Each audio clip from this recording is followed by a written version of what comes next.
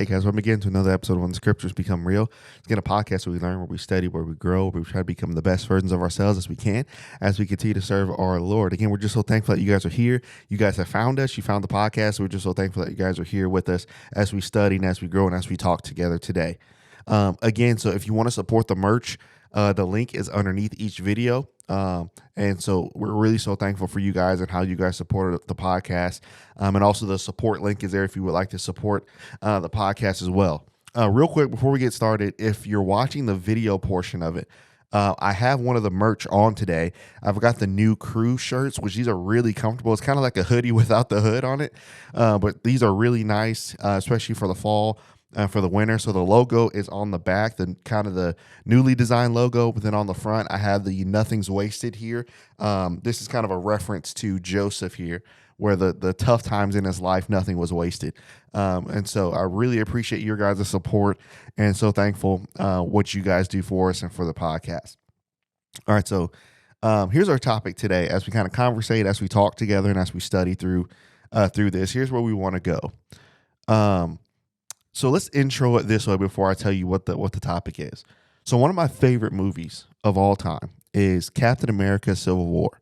I love that movie. It's such a great movie. And if you haven't seen it, basically you have the Avengers split. So basically the government brings down these accords that they have to sign because they're too dangerous now. So Captain America, his side says, well, I don't want to sign it. I really don't want to sign this. Iron Man's side says, well, I think we should sign it. We need to be in check. We need to be in check. We have powers. We need to be in check. So Iron Man's side signs the accords. And so throughout the movie, they kind of fight because of these accords of what's written. And so at the end of the movie, Captain America, who disagreed with Iron Man the entire time, who they literally fought the entire time, the movie ends by Captain America giving Tony a phone. And he says, I know we disagreed. I know we always didn't look at things the same way. But he says, if you need me, you just call me and I'll be there. If you need me, you call me and I'll be there. So, our topic is just hold on. Just hold on, I'm coming. Just hold on, I'm coming. Think about that image of just holding on. I don't know where you guys are in your walk or where you are in life right now, but you might feel like, in a sense, you're just holding on. It's almost like when I think about holding on, I think about someone kind of, holding on to a ledge and this is their last hope. Like there's no one there to help. And you might feel like you're just holding on. You need some help. You need some encouragement. You need something. And you don't even know. And it might be at the point in your life where you don't even know what you need, which we'll see that's actually probably a pretty good place to be because then the Lord can tell you what you need. But, as we think about that, isn't there a certain level of comfort, guys, in knowing that when you're going through something or when you need help or when you need a certain level of encouragement or whatever that is that you need, isn't it comforting to know that someone's going to be there? And even if you're just holding on to your last, that just before you let go or as you let go, somebody, whoever that is, somebody just grabs you and says, okay, let's go. I'm here. I told you I was coming. Think about how comforting that is. And here's where we want to go with our topic of just hold on, I'm coming. I want to kind of look at some attributes of someone like that. So what will this person look like? What will these people in life? What are these attributes? Do they align with God? And we'll see that they do. But what will God do for us? What will someone who wants to save you, what will they look like in terms of God, in terms of good people, family, whatever that is? What are some things that they're going to do to help you when you're just holding on and you feel like you're going to let go and you feel like you can't do it anymore? Who's going to be there and grab you and say, hold on, I'm coming. I'll be there. Just hold on a little bit longer. I'm coming. So now let's look at this. And we're really going to stay in Luke 15 a lot today, guys, as we study. So if you're driving or studying or taking a walk or doing what you're doing as you listen to this podcast, here's where we're staying. You can go back and check this text, but we're really going to look a lot at Luke chapter 15 as we look at this topic of, look, just hold on. Just hold on, I'm coming. And I hope that this can help you guys and give you guys some level of encouragement as we talk and as we go through this today. So here's where we're going with it. Luke 15. So how do I know? How do I know the attributes of those people or even God? How do I know of someone like that? How do I know? Here's what they'll do, and here's what God will do. Number one, they always look for you. They always look for you. Now, what does that mean? This kind of indicates when we kind of talk about they look for you, there's this sense of something's missing. Okay, 99 are here. Okay, everybody's here. Where are they at? Where's he at? Where's she at? So they always look for you. So, I mean, look at Luke 15. Again, you have the three lost things here in Luke 15, either items or people. So you have the lost sheep, you have the lost coin, and you have the lost son. Now, there's a lot of similarities in this as we study, and you'll see this. But notice how it starts off with the lost sheep, starting in verse number 4 of Luke chapter 15. What man of you having 100 sheep, if he lose one of them, does not leave the 99 in the wilderness and go after that which is lost? Watch this, until he finds it. So now think about this concept, guys, of just hold on, I'm coming. I'm coming, just hold on. Number one, here's an attribute that they have. They always look for you. You know, there's times in our lives where, and I think the Lord, in his infinite mercy and in his infinite knowledge, the way that he describes us is perfect. We are sheep. We are sheep. And if you know attributes of sheep, you know that number one, sheep can be loud. Also sheep can follow, right? That we do have the ability to follow, right? To be led, to be guided, right? We have that ability, but then we also have the ability to wander off. We have that ability to kind of get restless. Even if we're led to certain places or certain things or certain people, we feel kind of restless. So we feel like we as sheep, literally we as sheep, we feel like we have to wander off. And maybe that in our own pride, maybe in our own arrogance, we feel like we can find what we feel we need to give us that certain peace or to give us that happiness or to give us that completeness, whatever you want to put in that sentence. So we go off. And when we go off, just like sheep do, we kind of leave the 99 and we go off and we wander. And then as we wander, we get lost. You know, there's an image that I saw. I think it might have been like an old YouTube video back in the day, but there was an image of a shepherd kind of contemplating or kind of giving a picture of Luke 15. And as he's giving this picture, he has his phone and he's kind of vlogging as he's walking through. And he's like, all right, let's see if we can find this one. And as he's walking in the really thick grass, the wind is blowing and that grass is going everywhere. And he hears that sheep, and that sheep is kind of stuck between two rocks and the sheep can't get out. And so as the shepherd goes, he goes down and he looks and he's seeking for that sheep, and he's rejoicing that he found that sheep, but the sheep is just wailing. But he pulls that sheep out and the sheep runs back to the flock, to the 99. So how do I know the attributes of somebody like that? What if right now for you, you've wandered in a certain way? What if right now you feel, you kind of feel lost and lost? That's a very complicated word in a sense, because we can feel lost in a lot of ways. So you can kind of have everything together in terms of money, in terms of job, in terms of the people that you want. You can have all those things, but guess what? You can still feel.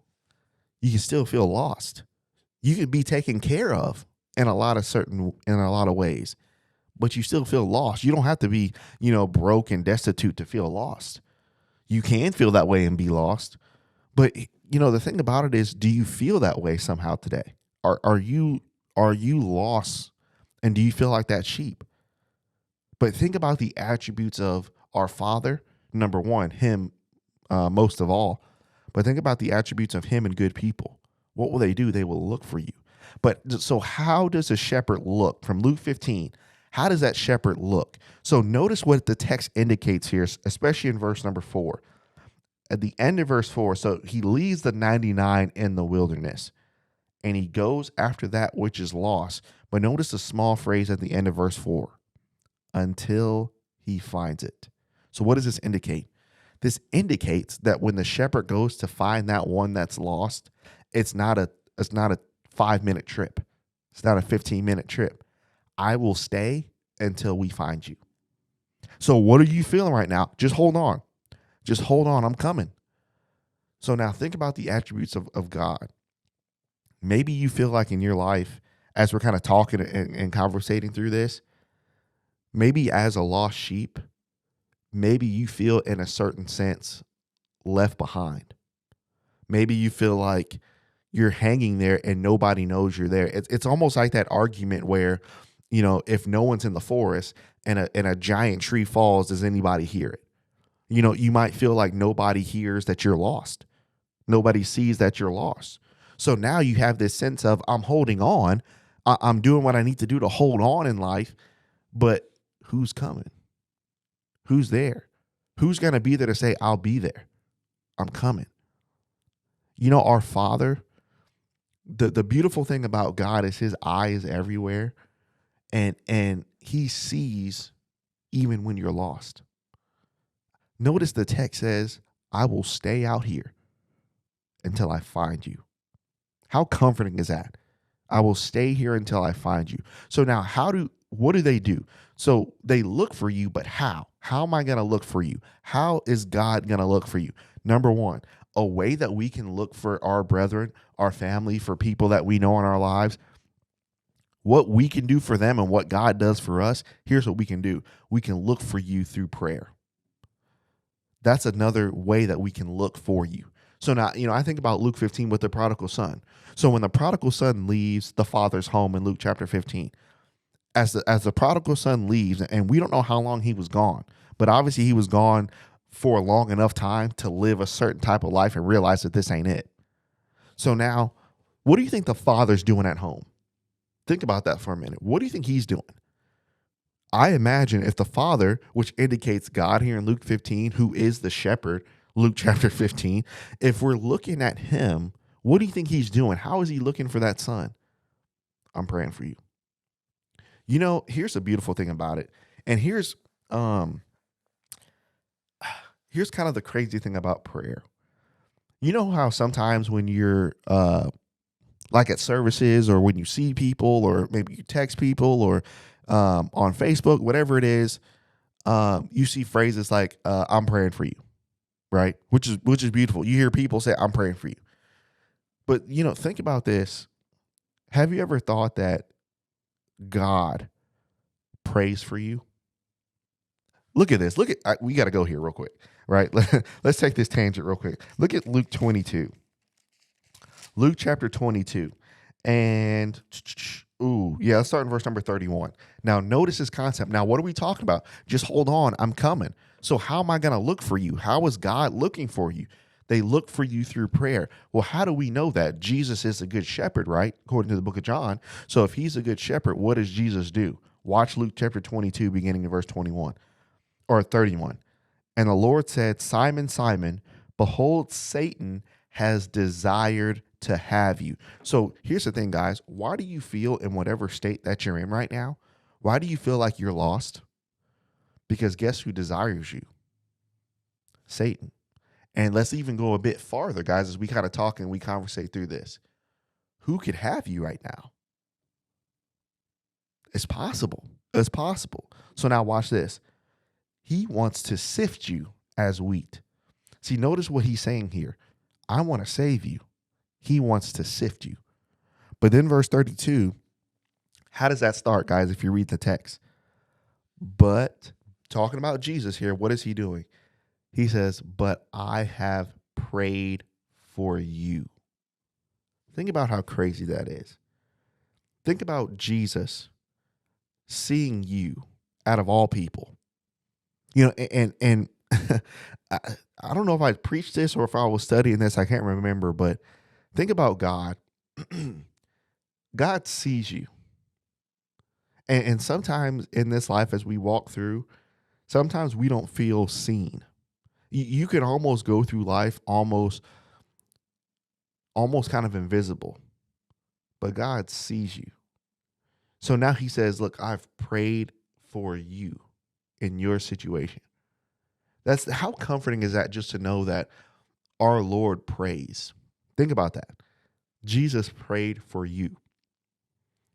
I've prayed for you that your faith doesn't fail. So what is Jesus saying? I see in your specific situation right now, you're holding on to a thread. And that thread might be hope. That thread might be faith. Whatever that thread is, you're holding on, and you've been knocked down time after time after time, month after month, year after year. It just keeps happening to you.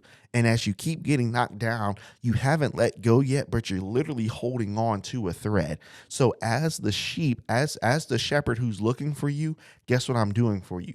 I see you, and I'm praying for you that you don't let go. Why? Because as the shepherd, I'm coming. Think about that, guys. I have prayed for you that your faith fails not. And when you are converted, when I help you, then you go strengthen someone else who's going to fall. So think about how the image changed. It's almost like, in a sense, being sheep. When we're saved, when we're helped, when someone pulls us up, it's almost like, in a sense, we kind of take on the attributes of a shepherd and we go help somebody else in our exact same situation. You go help somebody else. That's the payment. You go give. So not only will the shepherd look for you through prayer, but the shepherd will seek after you. So again, as we see this in Luke chapter 15, he goes until he finds it. He goes until he finds that one sheep. So he seeks after you. But then here's something too. Not only does he pray with you, not only does he seek with you, but then number 3, watch this. He walks with you. Now think about this image. We've wandered so far from the flock. We're holding on to a thread. The Lord or good people come into our life and help us and save us. And notice, what do we have to do? We still have to walk back to where the flock is. So now here's what happens sometimes. Sometimes we have this image of, okay, I helped you up. Okay, I saved you. Okay, I encouraged you. Okay, I did everything that I needed to do for you. So I already know the way back. So I'm going to run ahead of you, and I'm going to go back to the flock, and I expect you to be back too. So I'll see you later. That's the image that we have of helping people. All right, I did my job. I helped you up. I saved you. So I know the way back. So I'll go, and then you just show up. Notice what happens here. Verse 5, and when he finds it, he lays that sheep on his shoulders, rejoicing. Here's the thing that we have to admit sometimes, guys. When we're lost, and even when we're found, when good people find us or when God finds us, we're tired. Because getting lost, think about this, guys. Getting lost is tiring work. Because getting lost, you thought you could do it. You thought it was on you. You thought you could figure it out. You thought you had the plan. The plan seemed to work for a little bit, and then things just blew up. And then when things blow up, you're tired. But then good people, then God comes and saves you, encourages you, and helps you. But notice what they do. After they do that, they don't just leave you. All right, you crawl back to the flock. I'll see you later. Think about this image, guys. It's so beautiful. They put you on their shoulders because they know you're tired. And think about the image, you're on their shoulders, and as you're just, oh, thank you, they're rejoicing. I found her. I found him. Let's go. We got to go back. So imagine the shepherd grabbing that sheep. And I've seen images of you grab both legs and you almost kind of wrap that sheep around you as if you have kind of a scarf, and you run back and you're just, yes. Think about that image. Just hold on. I'm coming. Don't you guys want that?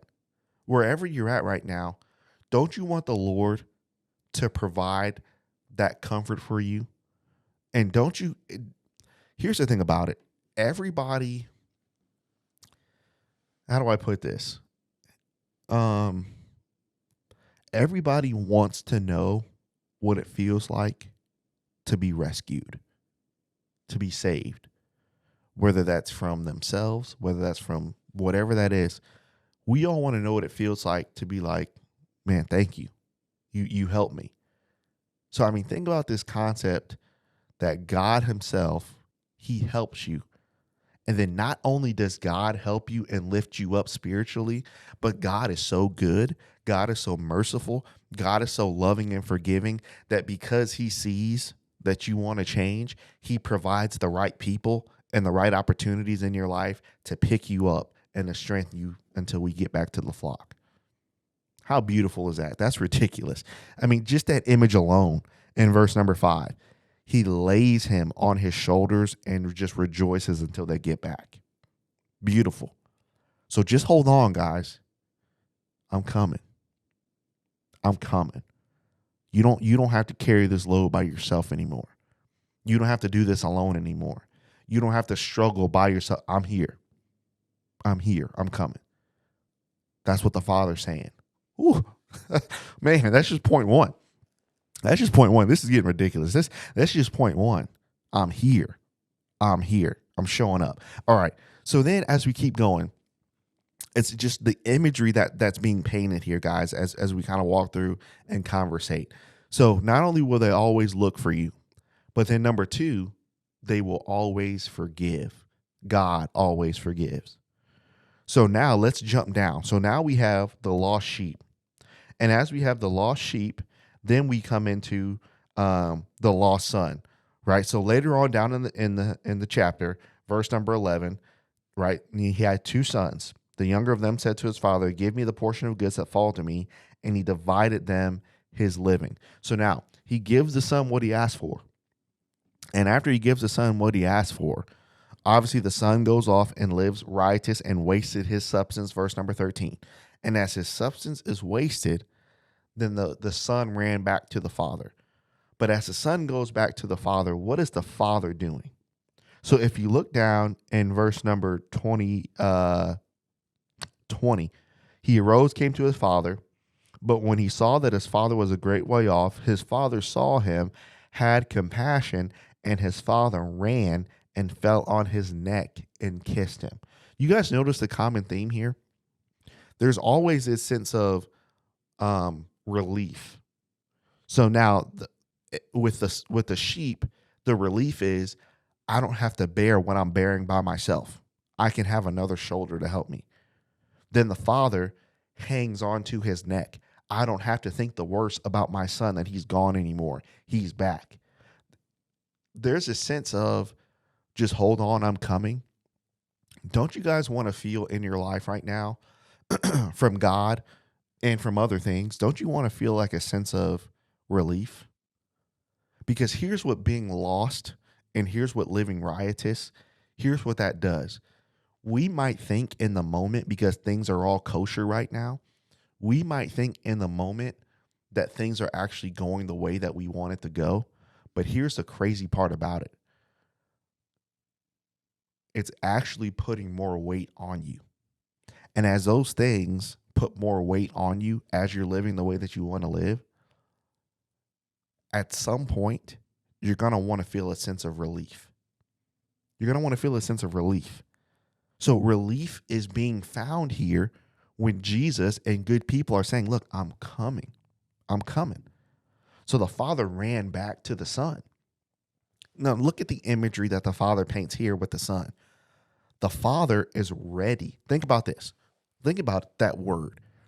The father is ready to have him in the fold. This is how good God is. Here's the thing about forgiveness.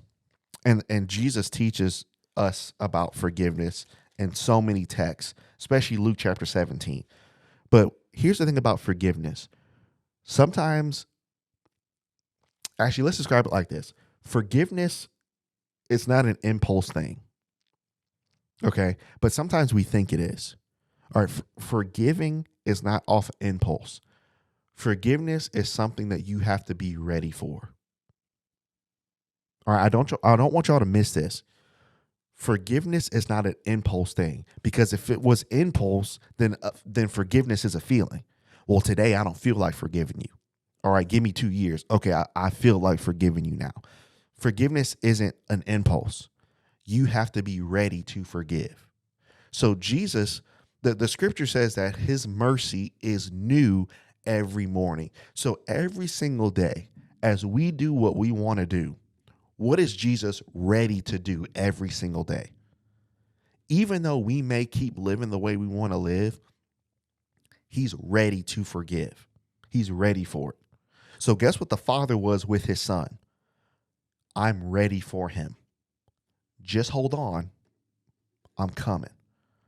I'm ready for you. And I think that's why we have the hardest time forgiving either ourselves or forgiving other people, because we're truly not ready to do it.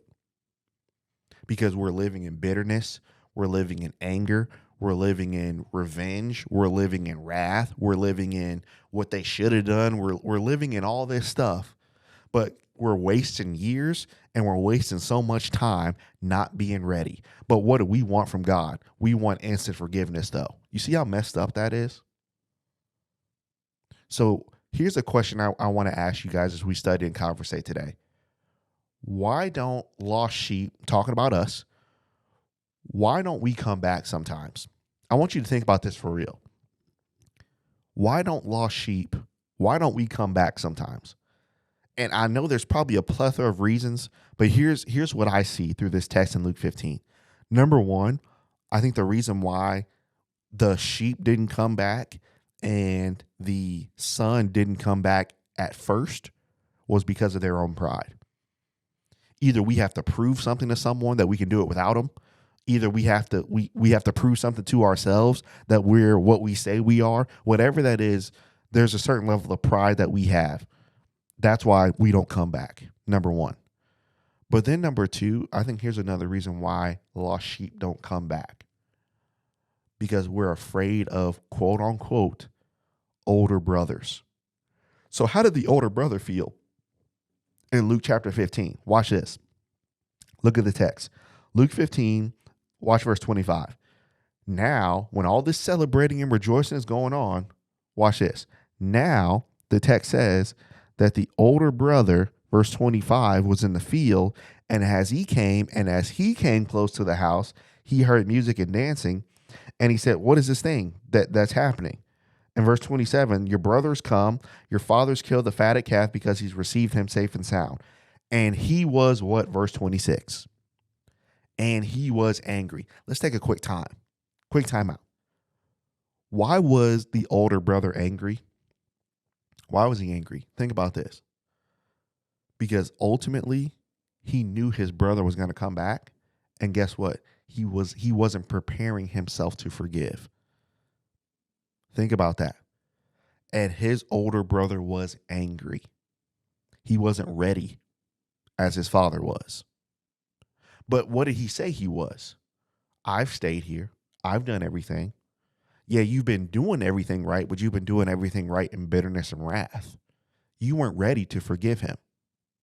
So what are you thinking in your mind when the lost sheep is gone?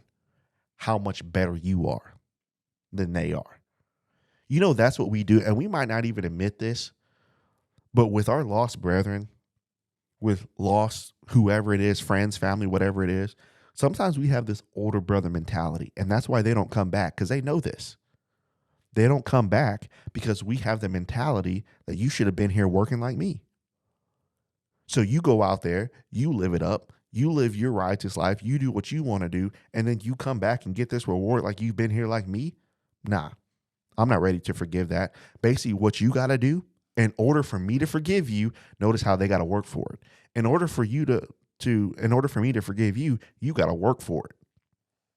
Because you don't know what I've been doing. How do we know that this is what he was saying or this is what he was thinking? Because notice what he says. The older brother literally says in verse 25, he came to his father who was ready to forgive, and he told his father, look how many I's, personal pronouns here in this verse. Look how many years, Father. Look how many years I serve you.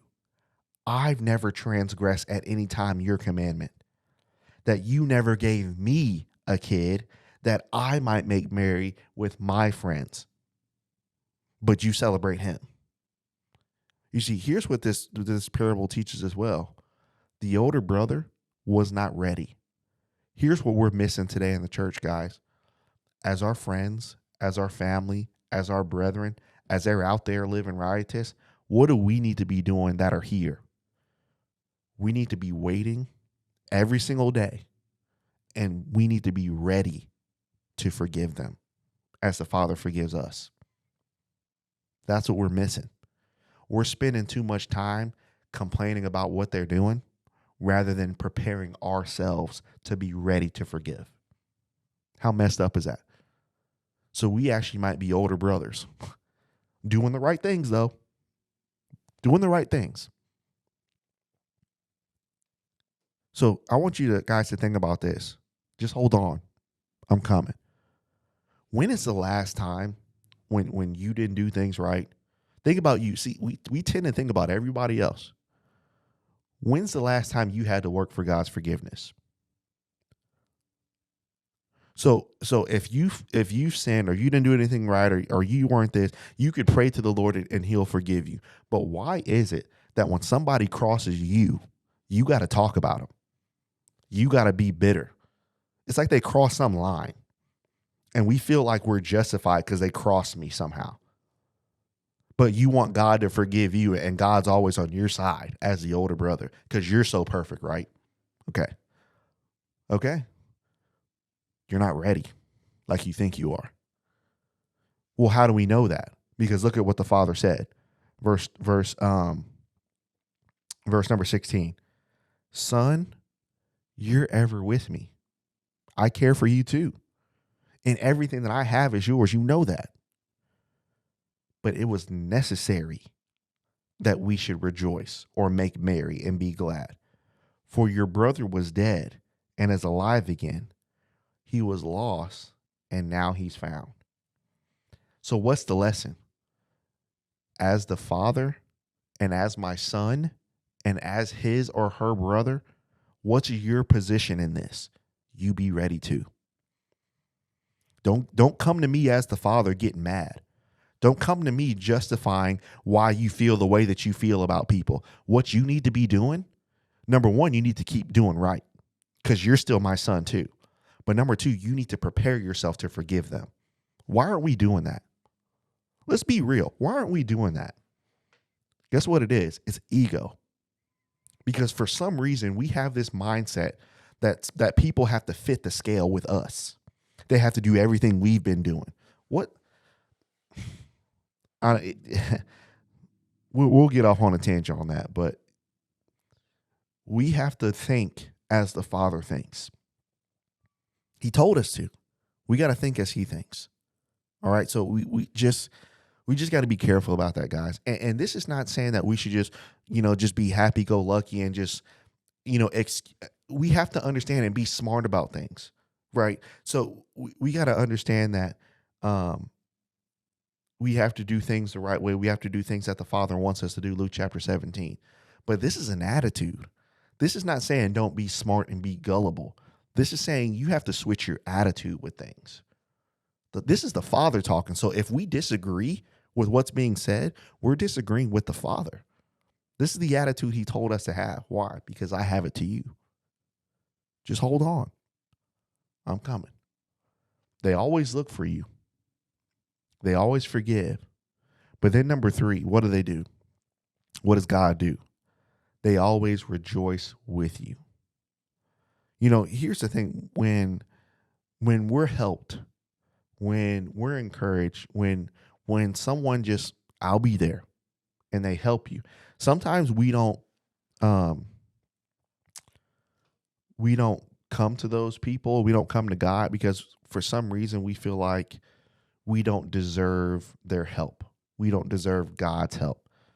And in a sense, you actually might be right.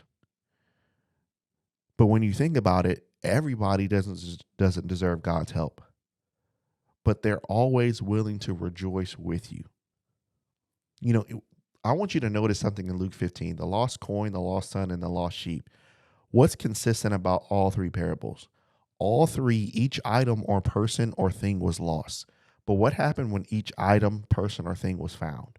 What else is consistent, brethren? Everybody rejoiced.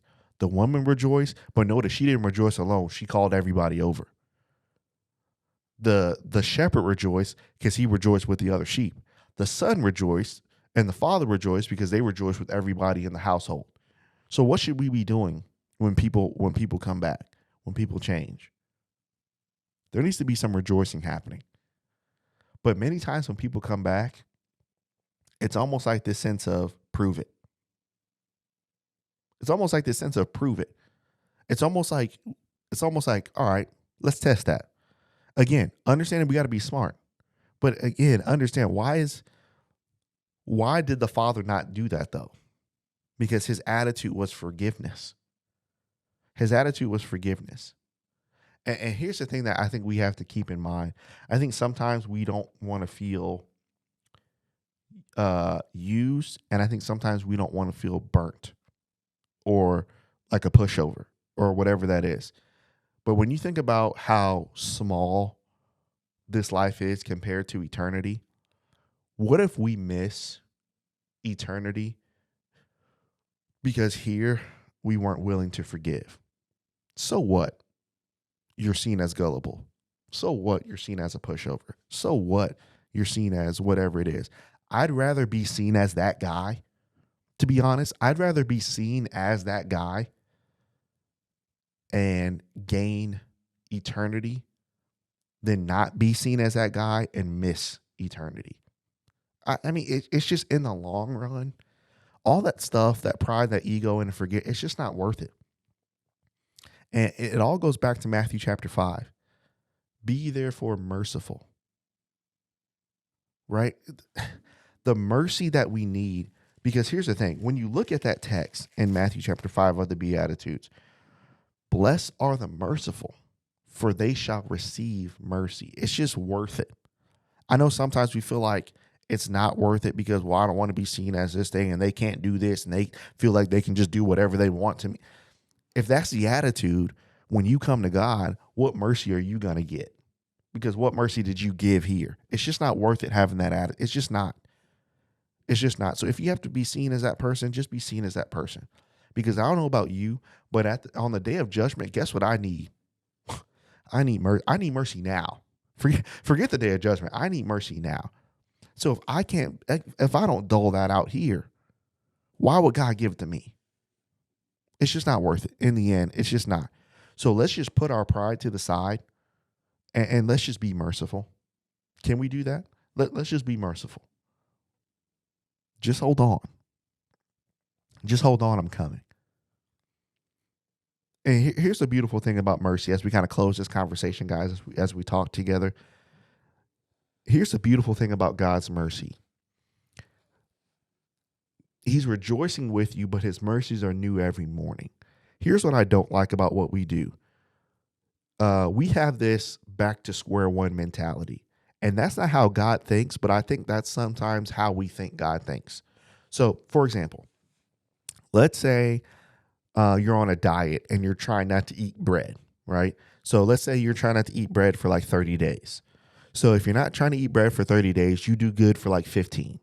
But then 16, you're just like, man, there's nothing else here. That's all I have. I just have to eat this right now. So you eat bread on the 16th day or the 17th day. So then what in your mind, what do you think? I'm back to what? I'm back to square one. Sometimes we put our attributes on God, meaning, okay, I've been good for 10 days. I've been good for 1 day. I've been good for 15, but I messed up. So in God's eyes, I'm back to square one. If that's the case, why would God say his mercies are new every morning? God doesn't count down like we count down. So 1 Corinthians 13, it bears all things. Love bears all things.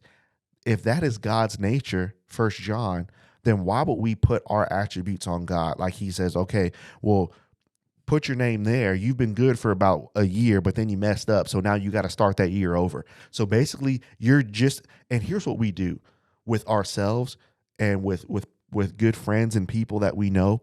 Sometimes you're as good as your best day to me. So you're as good as your best day. So basically, if you've been good for a year and then one day you slip, that year basically doesn't matter. You're as good as your best day. And then we put our attributes on God. You're just as good as your best day. If that's the case, then that contradicts His mercies are new every morning. The steadfast love of the Lord, that never ceases. That's what the text says. So why are we telling each other that God's love has ceased for you? We better be careful. Let's be real. We better be careful. Because the text says His mercies never cease. So let's not try to put in our minds and in the minds of our brethren that for some reason God's mercies has ceased for them. Because if that's the case, guess what God's saying to you? Okay, if that's how you want to live, on judgment, my mercy will cease for you too. Let's be careful, guys. But just hold on. I'm coming. Does this as we've talked through today, has this given y'all like a different mindset about our Father? I hope it has. For me, it has. And it's not like we haven't known these things, but when you really sit down and study and walk through certain texts like this, it changes it. It changes it. So, I mean, study more about your Father. Study more about Him. And guys, if you're holding on, number one, understand this. God's coming. I know I understand the feeling. Well, I know that, but I don't feel it. I understand that, but I think that's a part of the process of us not feeling it. Because if we could feel it, that would give us an advantage. I think that's a part of the faith process, the not knowing. But then number two, not only is God coming, but because God is so good and because He cares and Scripture is consistent with this idea, when you ask, seek, and knock for the right things, for Him, for God's heart, God will put certain people in your path that you need. I can't explain it, but that's what He does. That's what He does. He did it for Elijah. He did it for Paul with Ananias. He did it with he did it with so many people. He's always provided help. He did it with David in Psalm 23. He never leaves you stranded. But that's what Satan wants you to think. If Satan says, if I could get him to think, if I can get her to think that God isn't coming, that nobody's coming, that nobody cares, that it's almost like you're that tree in the forest and nobody hears the crash. If I can get you to think that, I got you. But guys, I hope that this was able to encourage you. Please, just hold on. I'm coming. I'm coming. Man, that encouraged me. That really encouraged me. And I hope that was able to encourage you. So I just appreciate you guys and reach out if you need help. Let's pray with you. Let's help you and let's help us grow together as we study and as we talk through today. So again, Luke 15 again, go through those texts again, look at the attributes of our Father. And I hope that I was able to encourage you as it's encouraged me. So I appreciate you guys. You guys are the best. Thank you guys for your support. Again, link for the merch is in the video. And then also the link if you want to be a monthly supporter for the podcast is in the video as well. So thank you so much, guys. Appreciate you guys. And if you're local in the area, come visit us here at the West End Church of Christ here. I love to study with you, talk with you. I know Matt would as well. So we just really appreciate you guys, and we love to see you in person. So we appreciate you guys, and Lord willing, we will see you on Monday with another podcast. Thanks, guys.